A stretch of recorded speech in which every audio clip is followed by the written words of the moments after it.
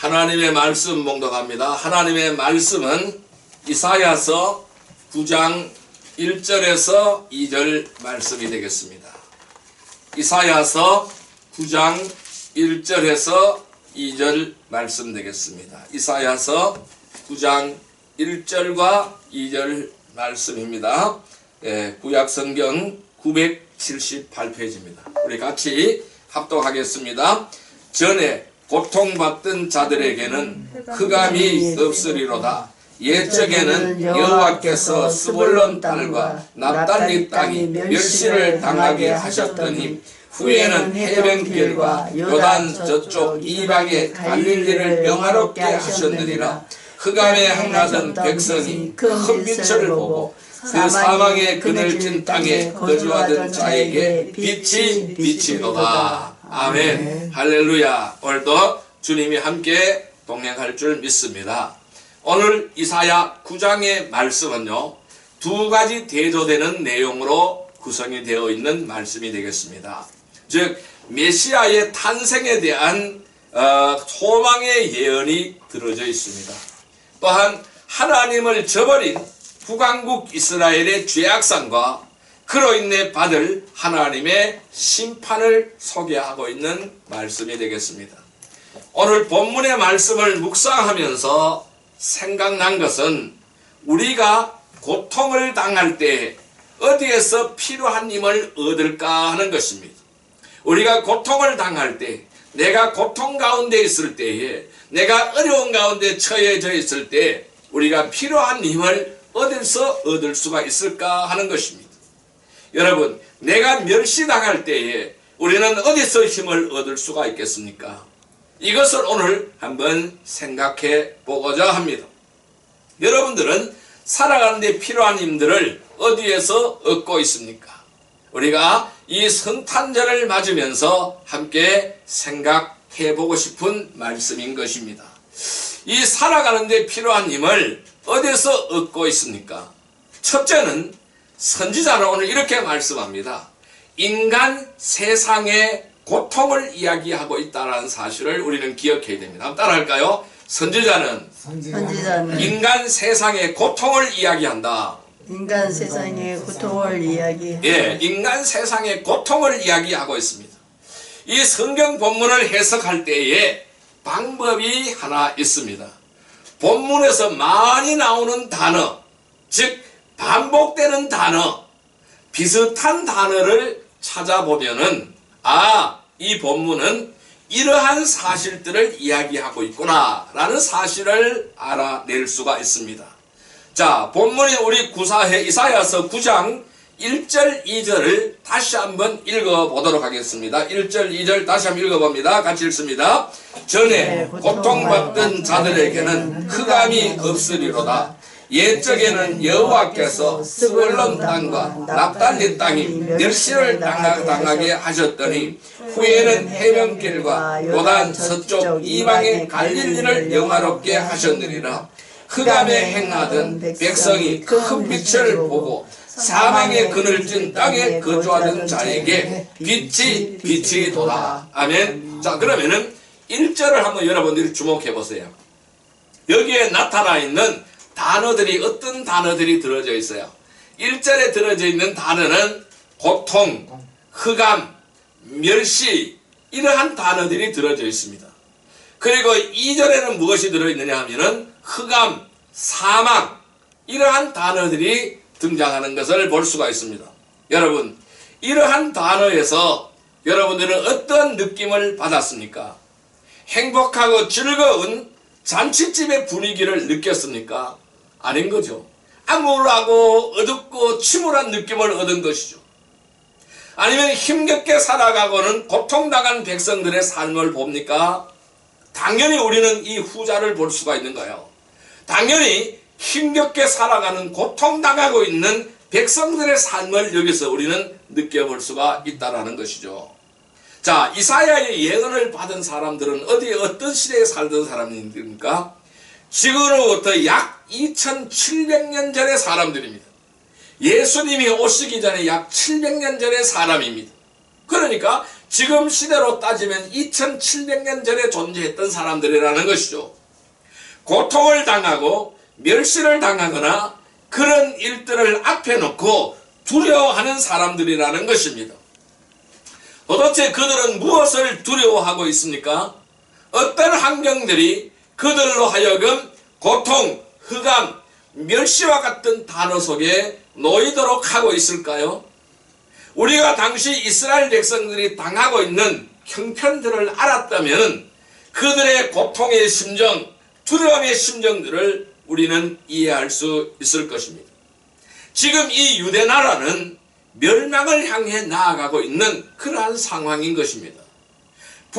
이 북쪽 이스라엘은 망하고 남쪽 유대 땅 사방으로는 강대국들이 포진해 있는 그런 상황입니다.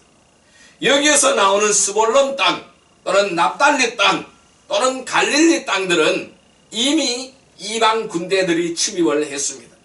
그래서 엉망진창이 되어버렸다라는 것입니다. 그 땅은 희망의 기대가 없는 땅이 되어버렸다라는 것입니다.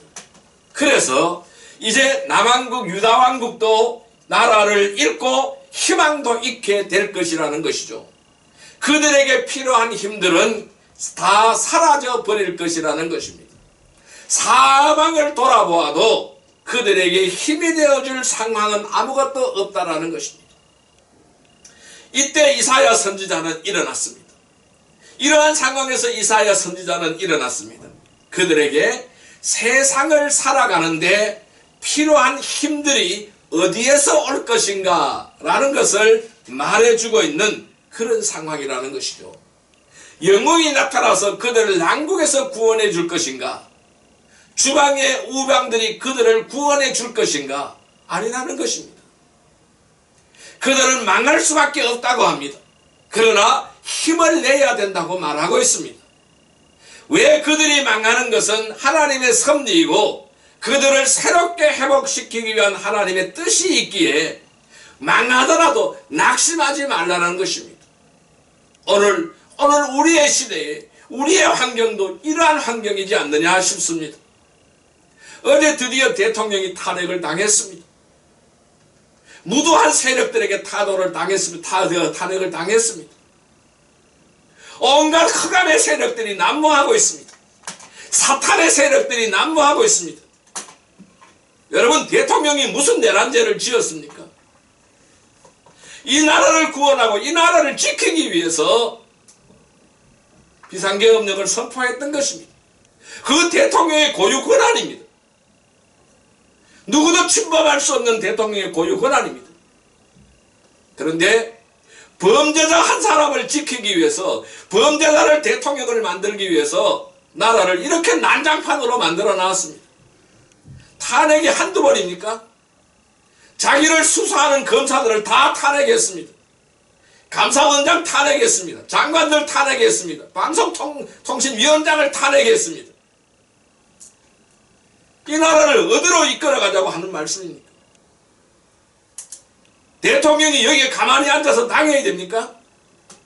나라를 구원해야 되는 거예요.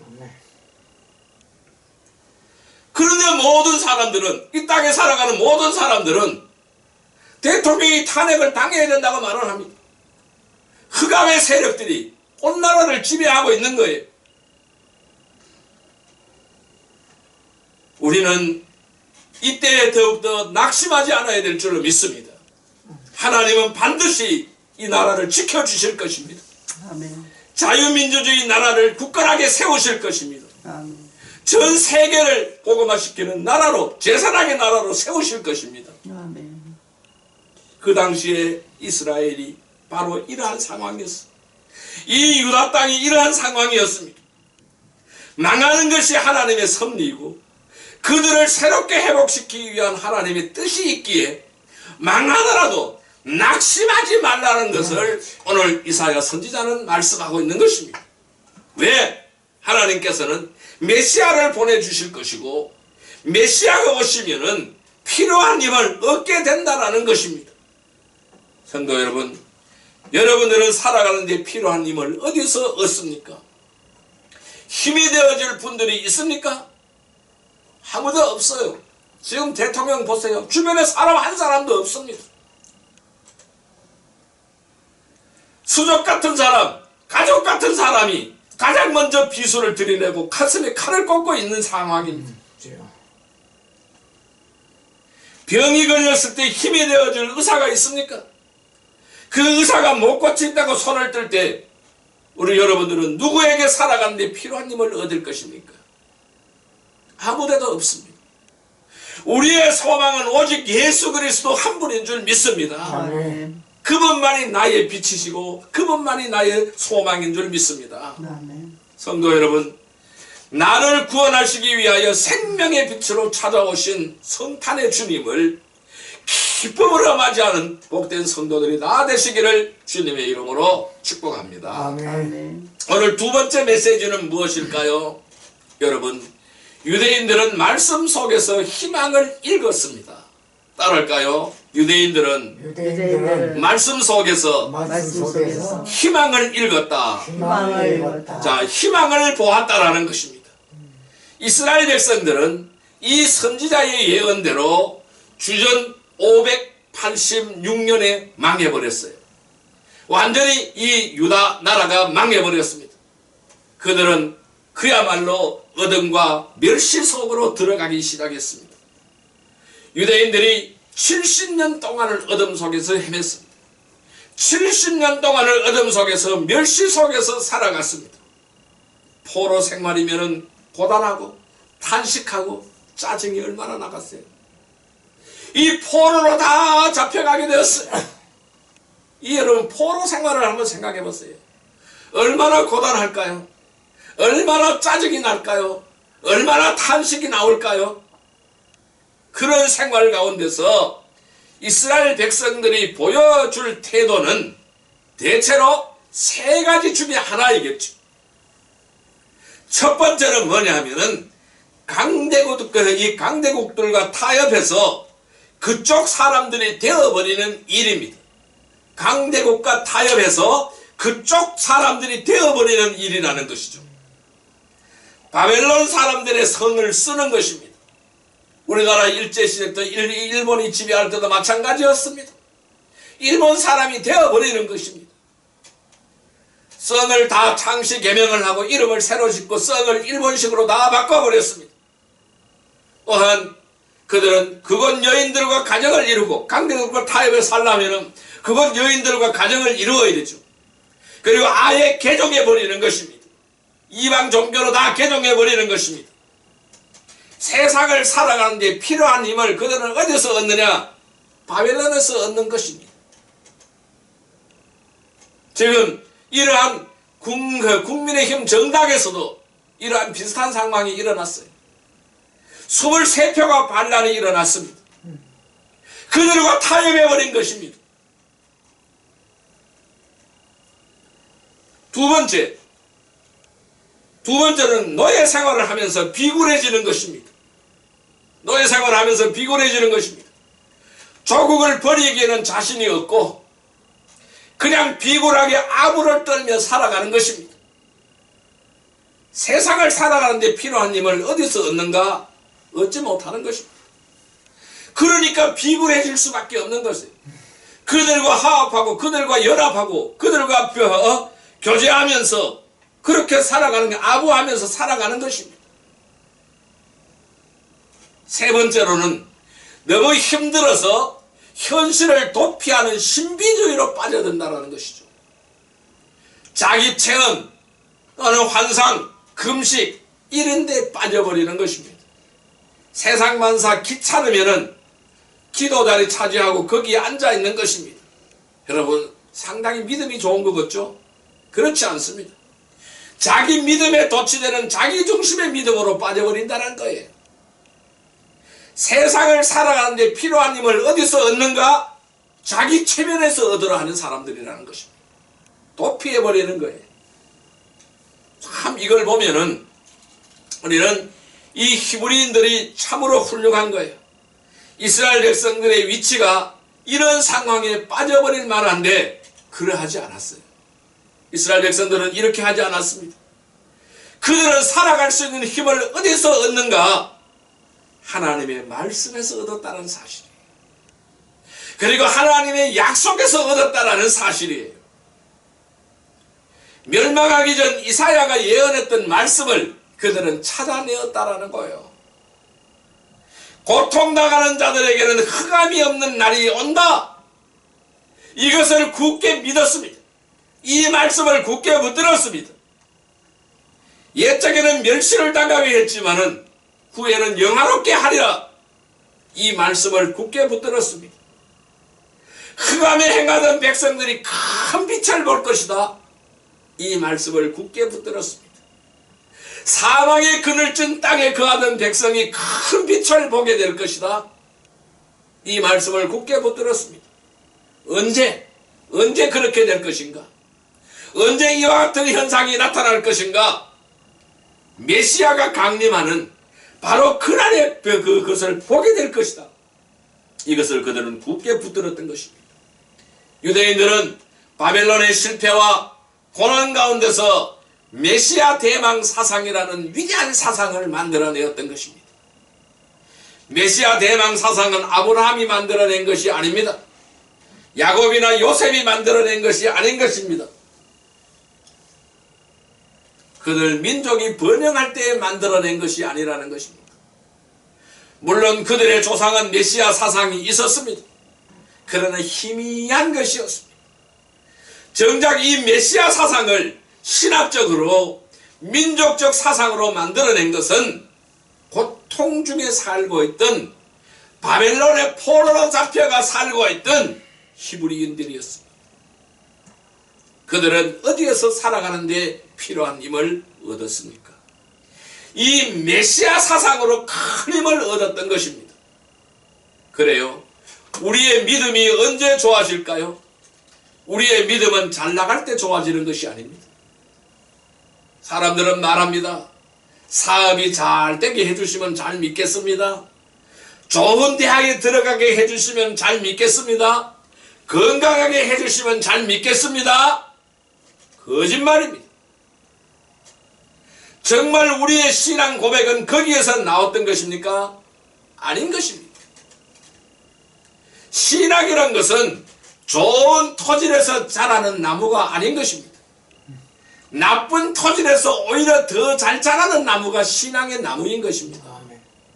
실패할 때, 망했을 때에, 낙방했을 때에, 멸시천대를 받았을 때에 거기에서 고백이 나오는 것입니다. 아, 나를 도와주실 분은 하나님 한 분밖에 없구나. 세상을 살아가는데 필요한 힘은 하나님에게서 나올 수밖에 없구나. 눈물을 흘리며 이러한 고백을 하나님 앞에 할 때에 진짜백이 신앙이 여기서 나타나게 되는 것이라는 것입니다. 우리가 위기를 당하면 유익이 있습니다. 어떤 유익? 내 자신이 정말 부족한 사람이구나는 아는 유익입니다. 그 사실과 아주 대하게 되는 것이죠. 아주 대할 수가 있는 것이죠. 그전에는 힘이 필요 없습니다. 도움이 필요 없습니다. 스스로 힘으로 얼마든지 극복하고 상황을 내가 리모컨으로 조절하며 살아갈 수 있다고 말하죠. 그러나 그렇게 되지 않는 것입니다. 그러나 우리가 위기를 당하면 나의 부족함을 깨닫게 되는 것입니다. 그 부족함으로 인해서 하나님의 무한하고 충만한 사랑을 느끼게 되어진다는 것입니다. 그래서 시편 기자는 이렇게 말을 하였습니다. 고난이 내게 유익이라고 말씀하였습니다. 오늘 이 나라 이 민족도 오늘의 이 사태가 유익이 될 줄로 믿습니다. 유대인의 역사, 성경의 역사는 역설의 역사라는 것입니다. 그들은 언제나 어둠에서 시작하여 밝음으로 나아갔습니다. 저녁에서 비롯하여 아침으로 나아갔습니다. 그들이 하루를 계산하는 시간은 저녁 시간부터입니다. 저녁 시간부터 그 다음날 저녁 시간까지가 한 하루예요. 오늘 본문을 볼까요? 전에 고통하던 자에게 흑암이 없다고 했어요. 전에 멸시를 당하던 자에게는 영화가 있을 것이라고 했습니다. 흑암에 행하던 백성들은 큰 빛을 보게 될 것이라고 하였습니다. 그늘 땅에 거하던 자들에게는 빛이 비칠 것이라고 말씀하였습니다. 이것이 오늘 이사야 선지자가 오늘 우리들에게 전달해주는 삶의 메시지입니다. 이 역사관이 있었기에 모든 것이 다 무너져 버린 포로 생활 가운데서 메시아 대망 사상을 만들어낼 수가 있었던 것입니다. 성도 여러분, 우리도 이 유대인들처럼 힘들고 어려운 환경에 처해져 있지만은 나를 구원하시기 위하여 빛으로 찾아오신 성탄의 주짐을 기쁨으로 맞이하는 복된 성도들이 다 되시기를 주님의 이름으로 축복합니다. 아멘. 세 번째 우리에게 주시는 메시지는 바로 뭐냐 하면은 성탄은 상황에 관계없이 하나님을 바라보도록 하는 것이다 라는 것입니다. 따라할까요? 성탄은 상황에 관계없이 하나님을 바라보도록 한다. 하나님을 바라보도록 한다. 네, 이것이 바로 성탄이 오늘 우리에게 주는 의미입니다. 이스라엘은 바벨론 포로 생활에서 메시아 대망 사상을 만들어냈습니다. 그들은 언젠가 메시아가 올 것이다. 그러면은 우리가 지난날의 그 부귀 영광을 회복할 수 있을 텐데 매일매일 손꼽아서 이 메시아를 기다렸습니다. 언제 오시렵니까? 이런 유대인들의 대망 사상을 이용하여 많은 거짓 메시아들이 나타났어요. 그리고 속아 넘어가기도 했습니다. 세례 요한이 올 때에 사람들은 메시아인 줄 알았습니다. 수많은 사람들이 그에게로 달려갔습니다. 그러나 요한은 추종자들을 맥빠지게 만들었어요. 난 어둠을 밝히는 빛이 아니다라고 요한은 선언했습니다. 나는 큰 빛을 에스코트하는 사람에 불과하다고 말씀했어요. 내 뒤에 오시는 이가 그다라고 설명하고 있습니다. 내 뒤에 오시는 메시아를 만나라, 그 메시아를 찾으라 라고 말씀을 했습니다. 그래도 사람들이 그의 말을 믿지 않았습니다. 그러다가 요한은 어이없이 죽음을 당하게 되었던 것입니다. 사람들은 더 이상 요한에게서 세상을 살아가는 데 필요한 힘들을 얻지 못했습니다. 아무리 요한의 삶이 청빈하고 그가 누구도 두려워하지 않는 용기를 지닌 사람이었다고 하지만은 죽은 시체에서 아무런 힘도 얻을 수 없었던 것입니다. 여러분, 신약성경의 저자들을 한번 생각해 보세요. 그들은 어떤 사람들이었습니까? 예수가 바로 메시아임을 증거하려는 사람들이었습니다. 사복음서의 저자들은 예수님의 생애를 통해서 메시아임을 증거했습니다. 복음서를 비롯한 서신서의 기자들은 예수님의 인격을 통해서 또 어떤 인격, 부활하신 인격, 지금 자신들 속에 살아 역사하시는 예수님을 통해서 그들은 새 힘을 받고 있었음을, 그리고 그 힘을 받아야 됨을 증거하고자 했던 사람들이었습니다. 즉 그들은 세상을 살아가는데 필요한 힘을 설명하고자 했던 사람들입니다. 여러분들은 세상을 살아가는 데 필요한 힘을 어디서 얻고 있습니까? 이 질문을 던지고 우리는 부활하신, 그리고 우리의 세계 속에서도 지금도 살아계셔서 역사하시는 예수 그리스도, 그분에게서 우리는 힘을 얻는다라고 고백해야 하는 것입니다. 아멘. 답을 내주는 그러한 위대한 메신저, 그분이 바로 나의 구세주 예수 그리스도라는 사실입니다. 예수님 시대의 사람들은 바로 이러한 사실들을 받아들인 사람들입니다. 내 힘은 어디서 나오는가? 안전뱅이의 힘, 앞을 보지 못한 시각장애인의 힘, 도덕심을 상실해버리는 세리와 창기들의 힘, 생명을 잃어버린 나사로의 힘은 어디서 왔으며 그들은 어떻게 회복되었을까요? 안전뱅이에 일어설 수 있는 힘은 어디서 나왔을까요? 앞을 보지 못하는 시각장애인의 앞을 보게 된 힘은 어디서 나왔을까요? 도덕심을 상실해버린 세리와 창기들이 다시 일어설 수 있는 힘은 어디서 나왔을까요? 생명을 잃어버려서 죽어버린 나사로가 다시 살아난 힘은 어디서 나왔을까요? 여러분, 그들이 어떻게 회복되었는지를 돌아보시기를 바랍니다. 그들은 어디에서 세상을 살아갈 힘을 얻었습니까? 마국간에서 초라하게 오신 바로 그 아기 예수 그리스도에게서 힘을 얻을 수가 있었던 사실입니다. 성도 여러분, 우리가 살아가는 데 필요한 힘들을 어디서 얻을 수가 있습니까? 나의 구세주 메시아 예수 그리스도이라는 사실을 고백하는 오늘이 되기를 바랍니다. 아멘. 그분을 만나면 우리는 흑암에서 광명으로 나오게 되는 것입니다. 그분을 생명을 주시는 빛인 줄 믿습니다. 성탄은 상황에 관계없습니다.